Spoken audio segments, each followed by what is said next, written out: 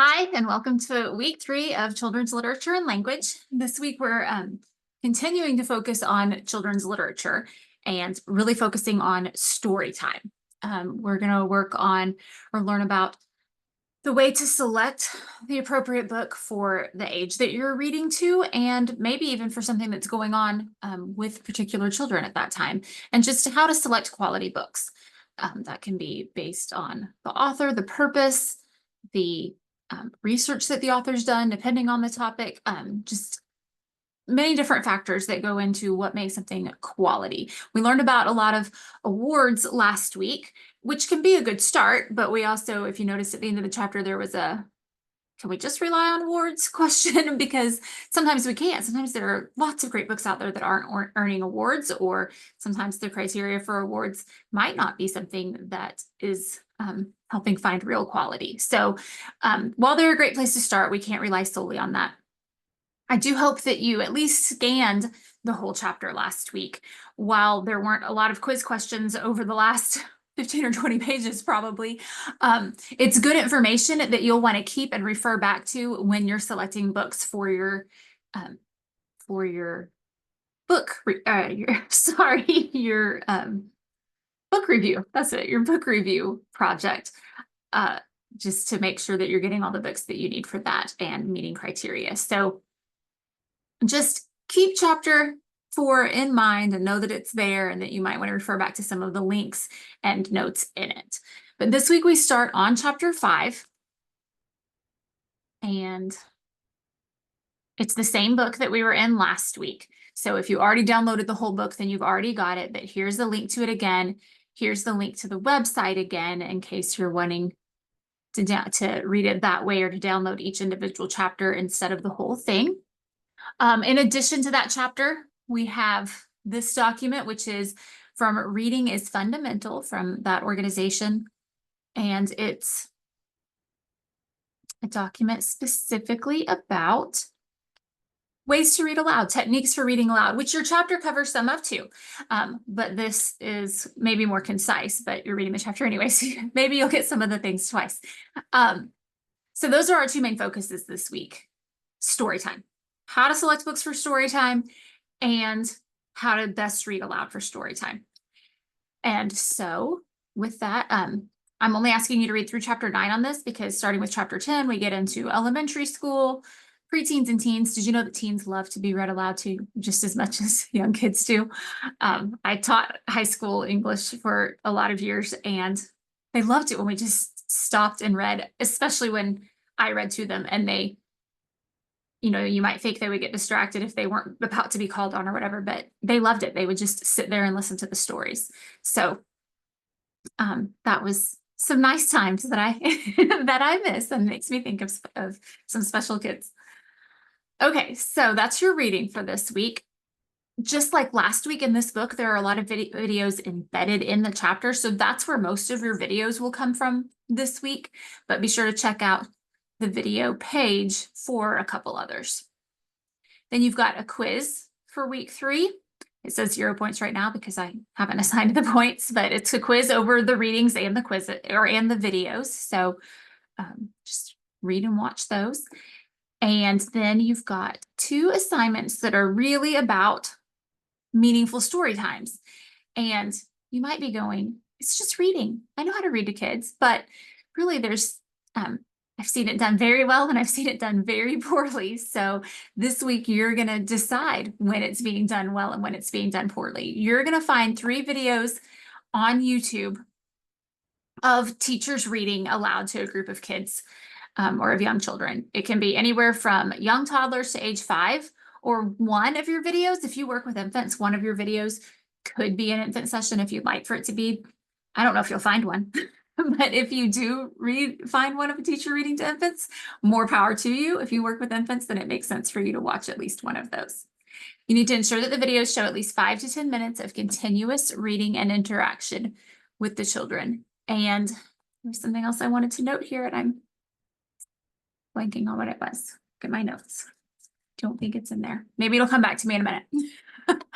Oh, I do know what it was. It was that I wanted to tell you, you don't have to be looking for great videos. You don't need, so you're critiquing. So maybe your critique is this teacher should have done this and this teacher should have done this. So, I mean, hopefully you find one or more good ones, but also don't feel like you need to take your time going through them all until you find 3 good ones, because that's not the point of the assignment. The point of the assignment is to critique.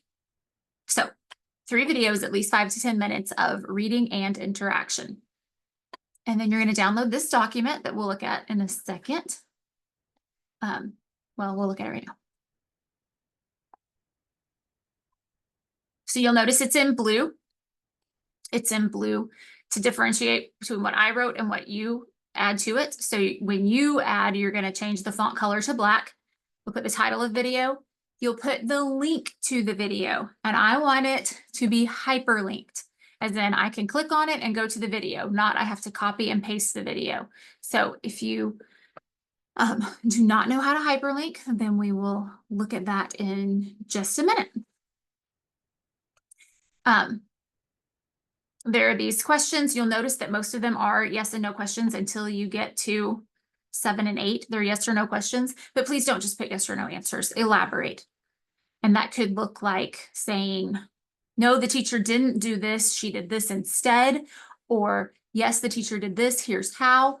Or if the teacher didn't do something instead, you could say, no, but she should have done this. Or he, sorry. So just, yeah, not yes or no questions, not yes or no answers, even though they're yes or no questions until number 7. And then you do the exact same thing for a second video, the exact same thing for a third video. And then in just 3 or 4 sentences, compare and contrast the videos. What worked well, what didn't work well, what worked well in one, but maybe not in another. And if that was the case, was it because the teacher wasn't doing it right? Or was it the difference in the audience and in what worked and what didn't? Did one video stand out as being really good and another one not? Just compare and contrast. And then also in 3 or 4 sentences, summarize the key takeaways regarding effective read aloud techniques, what you've learned in these chapters and these videos, and what do you believe is most critical for engaging young children at story time. When you get to the rubric, you'll notice that the rubric has you integrating actual references to what you've learned in the learning materials. So make sure that you do that. So I'll go back at the end of this and talk about hyperlinks. And then it reminds you to see the rubric, which is not showing up right now, but it'll be there by the time you're watching this. And the next assignment is kind of the reverse. You're going to read to kids and record it. So you're going to select a children's book appropriate for the age group. Consider the interests, developmental levels, and literary quality of the book. Ensure that it's engaging and allows for interaction, questions, and discussion. Not all books do. And then prepare by reviewing the strategies that we've covered in class. Then record a 5 to 10 minute. It can be more than 10 if your book is longer and you've got older kids, that's fine. Video of yourself reading the selected book to a small group of young children. The 5 to 10 minutes, your YouTube videos can be longer than that too if they need to be. So we haven't yet asked parents to sign any permission slips for photo agreements.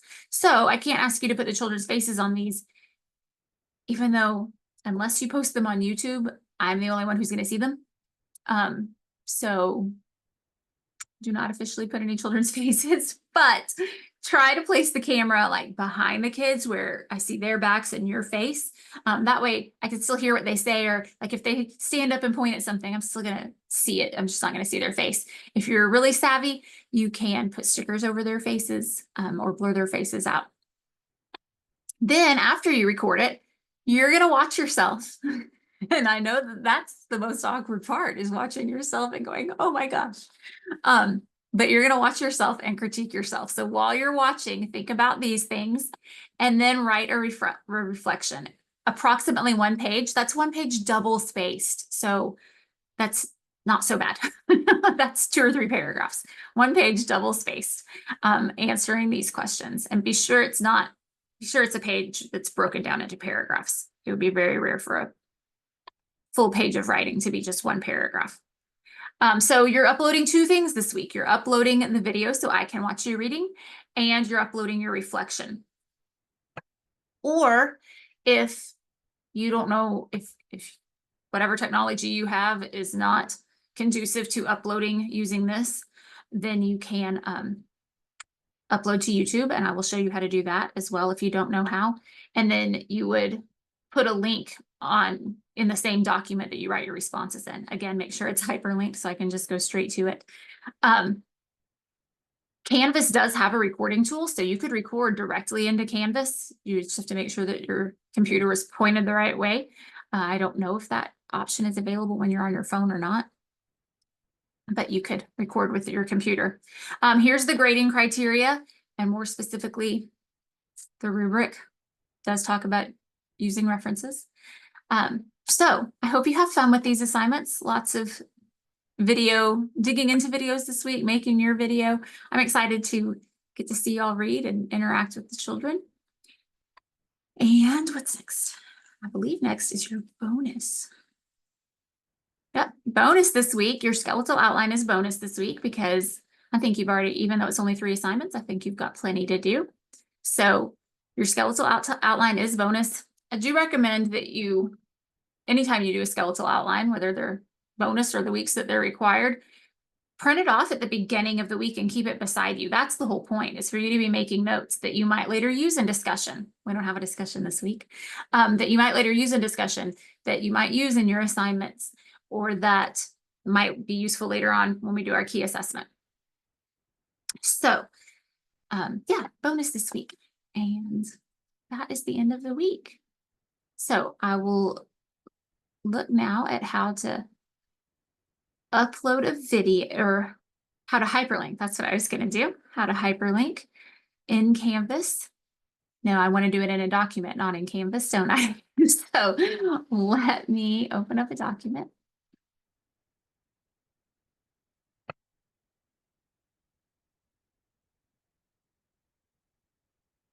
Okay, so I'll also need to find a video I want to share, won't I?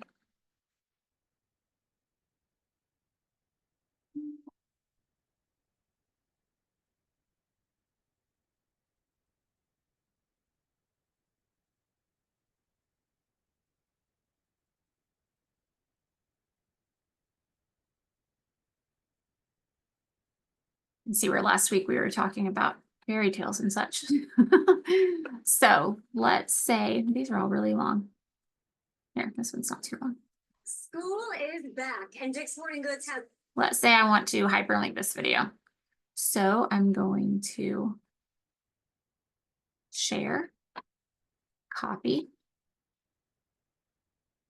In the Word document, I'm going to insert a link and paste right there, but that's boring if I just have the actual link. So I could put the title here or whatever I want it to say. And there's a hyperlink. And if I click on it, it's going to take me straight to that video. So that's how you create a hyperlink. I hope that was helpful. If you are going to upload a video to YouTube to share that way, you go to Create, Upload a Video.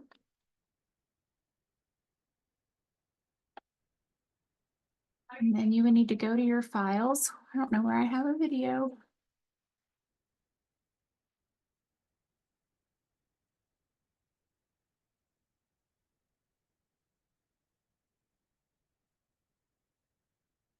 Here, this is. So I would just click and drag it here.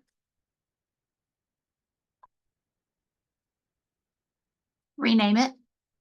Scroll down. No, it's not made for children. Next. Next. Next.